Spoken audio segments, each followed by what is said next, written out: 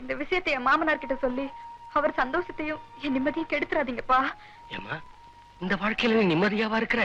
ஆமாப்பா, இன்னொருத்தைய கண்ணாலும் கட்டிக்கிட்டாலும் என்ன பார்த்து கவலைப்படுற என் வீட்டுக்காரரு, என் கண்ணு கலங்கி போனா தன் மனசே கலங்குற அந்த அம்மா, இவங்கெல்லாம் இருக்கும் போது என் நிம்மதிக்கு என்னப்பா குறைச்சல்?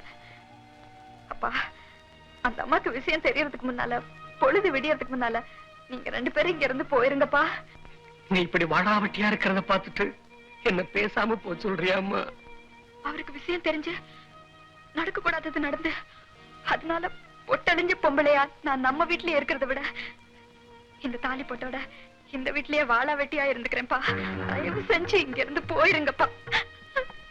என் பகையாளிக்கு கூட தாம் பெத்த மகளை இப்படி பார்க்க நிலைமை வரக்கூடாதுமா, வரக்கூடாது. எல்லாருமா வரமா.